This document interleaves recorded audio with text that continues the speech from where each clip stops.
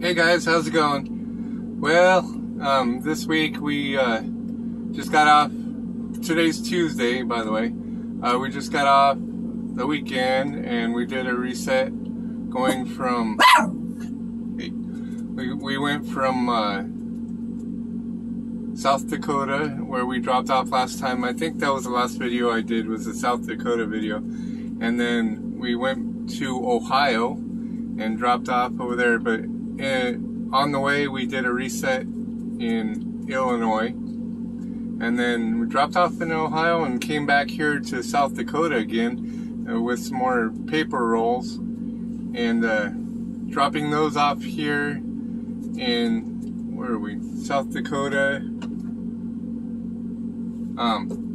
It's about 2.5 hours from Rapid City, where we were last weekend. So we dropped off, and then we're gonna pick up at the same spot, but our pickup isn't till tomorrow morning. So we have to wait here overnight, and then hopefully they can load us a little early in the morning. Pickup's at 7, so I asked her if I could pick up at around 5, and she said no problem. So they should have it ready by then. So those, I don't know exactly what we're hauling over there again. Maybe boxes or something. But so that's our trip. So what I was gonna talk about today was getting our miles, and it seems like when we went through orientation and stuff, they ask you how many miles you are willing to drive every week and what your goal is for the week. Like, some drivers only drive 2,400 miles, and that's fine for them, so they don't have to feel like they're rushed, I guess, or they just like to spend more time in the cab, on their time off. But my goal was 3,000 or more, over 3,200 would be ideal, and that's what I told them. Well, they've only hit that once in the whole 7 weeks I've been out here, and otherwise it's been 2,100, 2,050, 2,200, and it's getting really irritating because last week I had time to make another run, a shorter run, so I ended up getting 2,150 miles, right around there, and I had enough time. It was a Thursday morning I dropped off, so I had enough time to take a short 400 or 500 mile run to boost up the check a little. But no, the driver manager decided to give me a weekend run. It was 800 to 900 miles, and it went over from Thursday all the way to Monday morning. So I thought that was kind of messed up, that he couldn't even find another smaller run, which he's been putting me on small runs all week. And then when it comes down to a small run to get my miles up above 2,500, then he fucks up and gives me a long run over the weekend, so it goes on the following check. So that's all fine and dandy for the following check, but it made me real short. Okay, so when you're in orientation, they guarantee you was it $1,450 on a check, or no, $1,250. And so if you don't get your miles and make up to $1,250, you get your difference. Say you make 1,000 or 1,100, and minimum pay is $1,250, so they pay you the difference on the following check. Well, they didn't tell you right off the bat that it was 2 weeks in a row, unless you ask. I mean, they did tell us because somebody asked, and you have to do that for 2 weeks in a row. So 1 week, if you don't make your miles and you get paid less than $1,250, the next week they have the opportunity to try to get you over the $1,250 mark, and then you won't get the difference pay for the previous week. You follow? So it's got to be 2 consecutive weeks of not making $1,250 before they adjust it and pay you for those 2 weeks. and adjust your check. So they could screw you one week, give you the miles the next week, screw you the next week, give you the miles the following week, and there's nothing you can really do about it because their policy is 2 weeks in a row. So that's kind of messed up about this company. GP Transco, there's a lot of stuff they say they're going to do, but they don't. Like, oh, we got this high-tech weather system, and we got monitors, and we let you know if there's bad weather. Well, when we were going through those high wind areas, the red flag areas, they never call. They never said, hey, you know, just be careful and keep an eye on the wind. So, like, they tell you they do, but they don't. When it comes down to it and you're on the road, you just got to figure it out for yourself. That's a lot of, like, my driver's manager, he's never been a driver. He didn't even know that you had to hook up your truck, your tractor to your trailer to move the tandem sport. Because he's all, oh, do you have to hook up to move the tandems? I said, yeah, it uses an airline, you know. He thought I could just slide the tandems by hand somehow. So some of these dispatchers have never been drivers, so that's kind of irritating. They don't know what you go through on the road, and when they're making plans for you, you know, for your trips and stuff, they put you on, like, he's been putting me on such a tight schedule on some of them, and then other times it's like too much time. And I'm sitting there for like an extra 6 to 8 hours because the drop-off, I don't know, it's like the pickup is at 7 a.m. one day, and then it's like only a 9.5 hour drive, but it's like 2.5 days for the drop-off. Most of the time I just drop off early and, you know, try to pull in there early, but it still kind of screws you up for the end of the week because all that extra time you could be driving and getting your miles. But it seems like every week there's something that goes on that doesn't let you get the miles. Like, he'll do a bunch of short runs, and like you'll say, okay, now I got time for one more short run to make like 2,600 miles, and then he'll stick you on the long run that takes you over the weekend so you don't get paid until the next paycheck. And then that long run,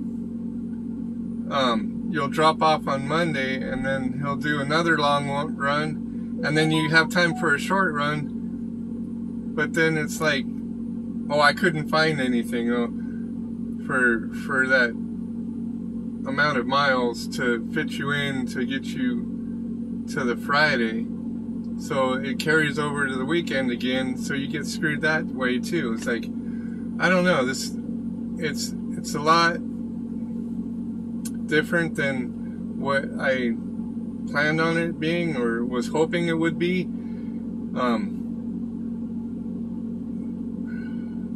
I don't know, guys. I think I'm gonna have to sit and really either get another dispatcher and see if that works and waste another month, or which, you know, I'm thinking maybe just go straight over to Crete, because they're pretty much drop and hook, like 70-75% drop and hook. So you're not sitting here in the docks for 2-3 hours like I am every single day. Even when you think it's going to be a quick drop off, it's like 2.5 hours before they get to you. And I don't know, it wastes a lot of drive time. And that's basically what my bitch is about this company, is long load hours. And then when you get your miles, the dispatchers, I don't know what is their problem with getting runs that, like, it's kind of like Tetris. You got to fit your runs in, you know, and stack them in there. And then, like, on Friday, you can drop off Friday and still get paid for that full week. But if you go into like Saturday and drop off, it's not till the next week you get paid. But they can't seem to fit. I don't know. They're scheduling. Are they just idiots or what? Because for 6 weeks I've only got 1 week that I hit over 3,000 miles. All the rest have been 2,000, 2,200, 2,100, 2,050, and it's not. Basically, my plan was making 1,500 a week after taxes, and I can't do that only making 2,000 miles. So I think I'm rambling on about this, but it's just really frustrating and irritating. And if you're a driver thinking about coming to GP, that's what you're gonna have to deal with. And I brought it up to you know, safety and other managers and the orientation, you know, Jose that does the orientation, and they're all, oh well, you know, they're having trouble getting loads because it's the economy. And every time I mention I want more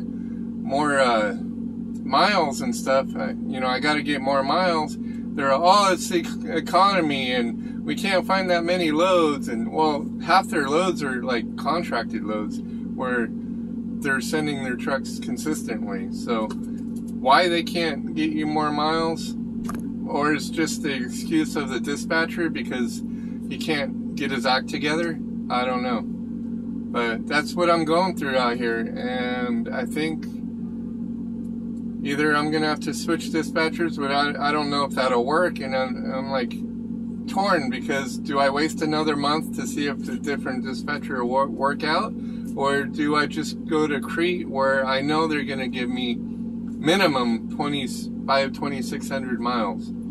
You know, I think they do a lot more planning over there as far as where you stop for fuel, and you know, and all the drop-in hooks are already there, so you're not wasting time 2 to 4 to 5 hours to 9 hours in the dock, you know, waiting for a load. Like here, I drop off, I gotta wait till the next morning just to pick up a load at the same spot. So, I don't know. It's real frustrating and irritating, and so that's my gripe for today. So basically, as a review, that's my biggest bitch about GP Transco is basically the dispatcher can't get his shit together and get you the right miles for the paycheck. He's just been falling short every week. Oh, and then another thing, his supervisor, which called me for the first 3 weeks, and then I guess that was the end of the, what do you call it?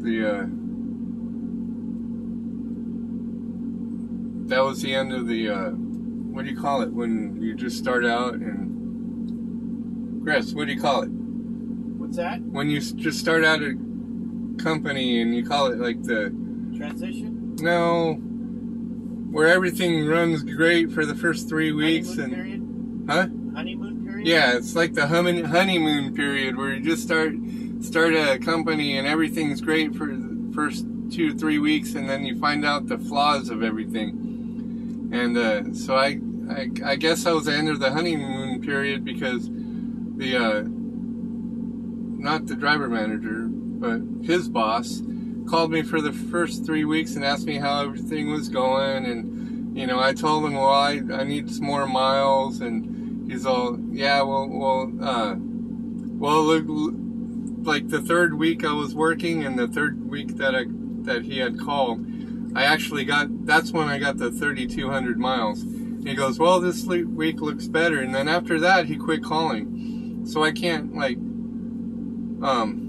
let him know, and for the past 3 weeks he hasn't called me, so I'm gonna end up calling him. And he said he was gonna call me every week, but he hasn't. So there's another, it's like empty promises here, all empty promises.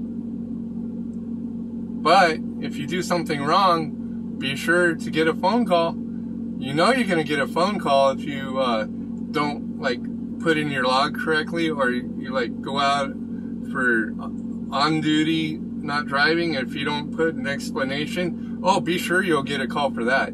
But as far as checking up on you and seeing if everything is going okay, you have to do that yourself. You have to call them. after your little grace period of, you know, your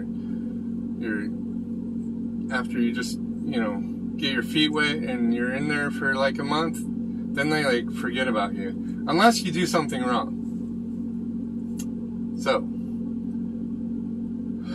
I don't know. I'm debating on whether just to, in another month, yeah, I might give it another month just to save up some more money for like a transition paycheck, so I don't have to worry about having money in between my bills, and I could transition over without worrying about running out of money. But I wish it wasn't like that.